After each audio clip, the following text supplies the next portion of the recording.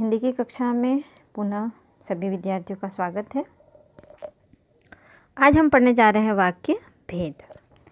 इससे पहले वीडियो में हमने वाक्य की परिभाषा और वाक्य के अंग देखे थे। आज हम पढ़ेंगे वाक्य भेद। इससे पहले हम शुरू करें वाक्य भेद, सभी विद्यार्थियों से एक रिक्वेस्ट है कि आप सुनने के साथ साथ अपने नोट्स भी बनाते जाइए। नोट्स बनाने से आपको ज़्यादा सरलता से समझ में आ जाएगा। तो आइए शुरू करते हैं वाक्य भेद। वाक्य के यूँ तो दो भेद होते हैं, रचना के आधार पर वाक्य और दूसरा होता है आपका अर्थ के आधार पर वाक्य। तो अर्थ के आधार पर जो वाक्य है वो आप कक्षा 9वीं में पढ़ चुके हैं। अब 10वीं कक्षा में सिर्फ हमें रचना के आधार पर वाक्य देखना है। तो रचना के आधार पर आपके 3 वाक्य होते हैं। पहला है सरल वाक्य, दूसरा संयुक्त वाक्य और तीसरा मिश्र वाक्य। पहला कौन सा है? सरल वाक्य, दूसरा संयुक्त वाक्य और तीसरा मिश्र वाक्य। आइए अब सरल वाक्य की परिभाषा देखते हैं। यह है आपकी सरल वाक्य की परिभाषा। जिन वाक्यों में एक ही उद्देश्य और एक ही विधेय हो उन्हें सरल वाक्य या साधारण वाक्य भी कहते हैं। अब आप कहेंगे उद्देश्य और विधेय क्या है? तो उद्देश्य और विधेय ये दोनों वाक्य के अंग हैं, जो कि हम पहले वीडियो में चर्चा कर चुके हैं। उद्देश्य जिसके बारे में बात की जा रही है वो उद्देश्य के बारे में जो कुछ भी बात की जा रही है वो आपका विधेय कहलाता है। तो आप देखेंगे कि जिन वाक्यों में एक ही उद्देश्य हो और एक ही विधेय हो उन्हें सरल वाक्य या साधारण वाक्य भी कहते हैं। आइए उदाहरण देखते हैं।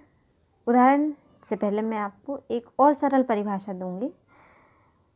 ऐसे वाक्य जिनमें एक ही क्रिया हो, ऐसे वाक्य जिनमें एक ही क्रिया हो, क्रिया अर्थात कार्य, ऐसे वाक्यों को भी सरल वाक्य कहा जाता है। जिनमें एक ही क्रिया होती है, जिन वाक्यों में एक ही काम किया जाता है, ऐसे वाक्यों को हम क्या कहते हैं? सरल वाक्य कहते हैं। आइए उदाहरण देखते हैं। मुकेश पढ़ता है। तो पढ़ता है क्या है? क्रिया है और मुकेश उद्देश्य है।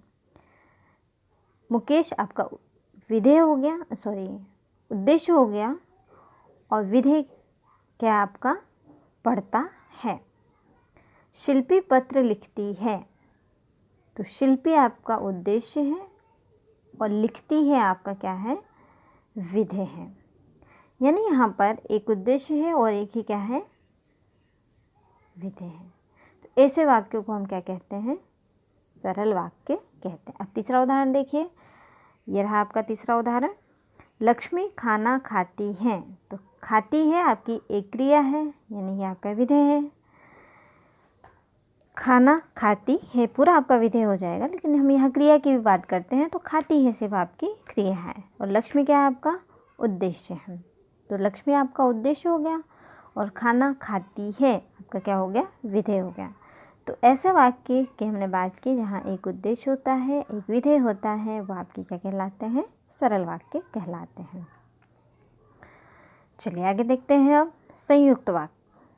संयुक्त वाक्य परिभाषा ये रही आपके सामने। जिन वाक्यों में 2 या 2 से अधिक सरल वाक्य, कौन से वाक्य? सरल वाक्य योजक से जुड़े हो, यानी कि और, एवं, तथा, या, अथवा, इसलिए, कहाँ है ये? अतः, फिर भी, तो, किंतु, परंतु, लेकिन,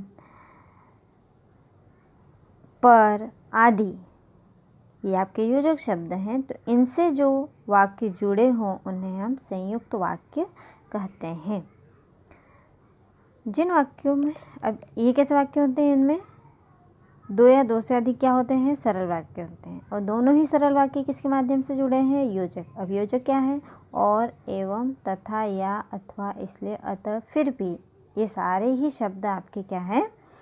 यहाँ से लेकर यहाँ तक के वाक्य शब्द जो हैं आपके 2 वाक्यों को जोड़ने का कार्य करते हैं। तो ऐसे वाक्य आपके क्या कहलाते हैं?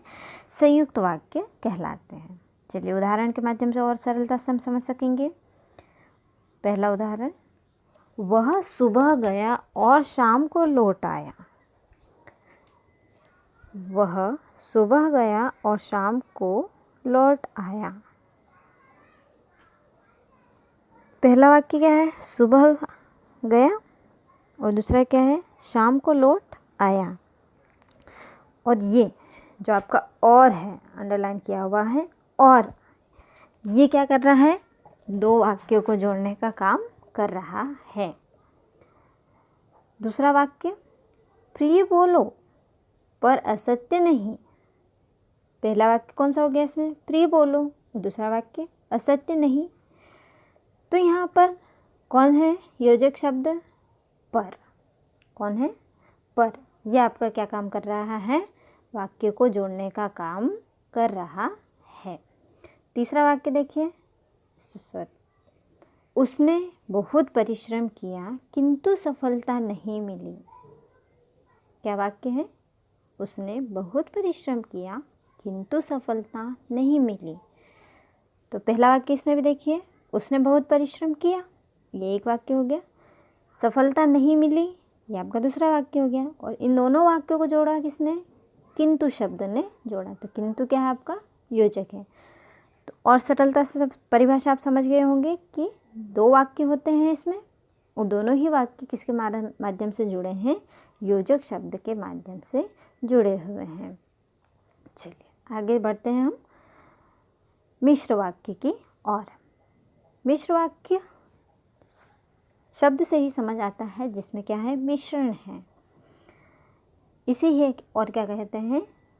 मिश्र या मिश्रित वाक्य भी कहते हैं। दोनों एक ही नाम है। चलिए पहले परिभाषा देखते हैं। ये रही आपकी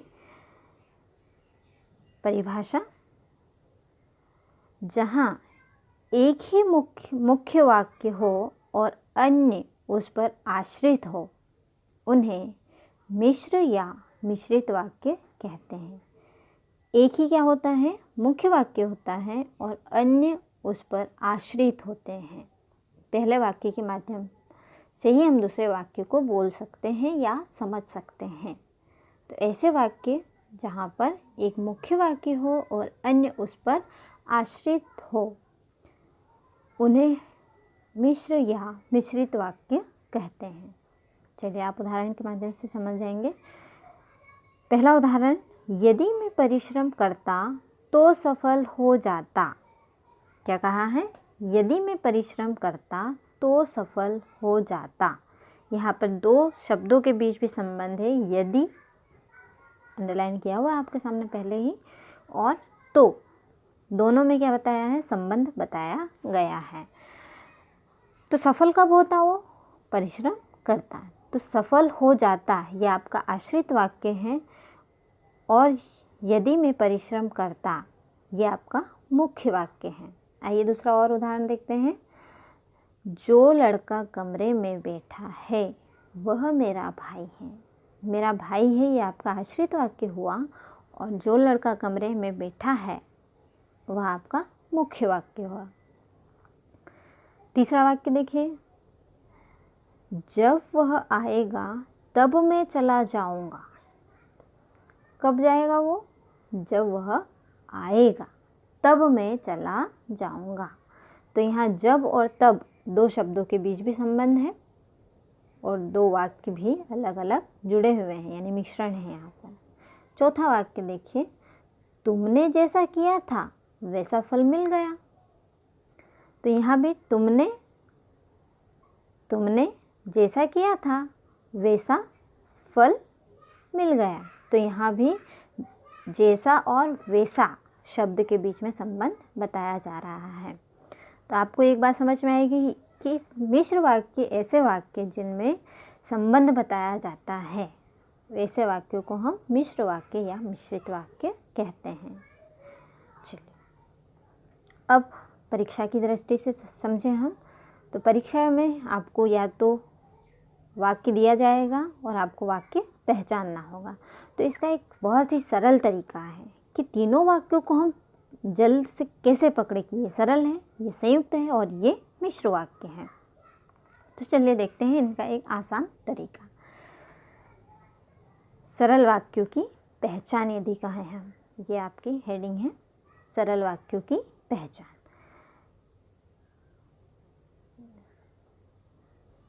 जिन वाक्यों में एक ही क्रिया हो यानी कि एक ही काम हो। क्रिया का अर्थ क्या बताया था? काम।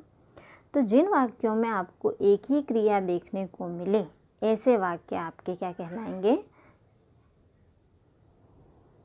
सरल वाक्य कहलाएंगे। चलिए दूसरा देखते हैं, संयुक्त वाक्य। तो संयुक्त वाक्य ऐसे वाक्य जिनमें आपको और अथवा किंतु, परंतु, पर अथवा साथ ही, एक और बात का ध्यान देंगे आपको यहाँ पर दो क्रियाएं देखने को मिलेगी। ये शब्द तो मिलेंगे आपको, और अथवा किंतु परंतु पर अथवा, ये शब्द तो मिलेंगे। साथ ही साथ आपको संयुक्त वाक्य के अंदर दो क्रियाएं देखने को मिलेगी। जैसे हमने सरल वाक्य की बात की, तो सरल वाक्य में कितनी क्रिया मिलेगी आपको? एक ही क्रिया मिलेगी। संयुक्त वाक्य में आपको दो या दो से अधिक भी हो सकती हैं, पर साथ में आपको और अथवा किंतु परंतु पर अथवा जैसे शब्द देखने को मिलेंगे। चलिए आगे देखते हैं, मिश्र वाक्य। कौन से वाक्य? मिश्र वाक्य। ये रहा आपका मिश्र वाक्य वाला हिस्सा। यहाँ पर आपको दो शब्दों के बीच में संबंध बताया जाएगा। कितने शब्दों में? दो शब्दों में। जैसा वैसा, जैसा करोगे वैसा पाओगे।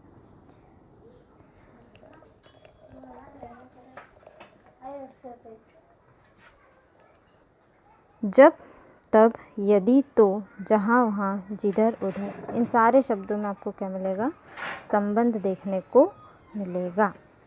तो ऐसे वाक्य जहाँ पर संबंध दिखाया जाए, वे वाक्य आपके मिश्रित वाक्य कहलाते हैं। Thank you student. समझिए, पढ़िए, और जहाँ समस्या हो आप प्रश्न कर सकते हैं। Thank you. Have a nice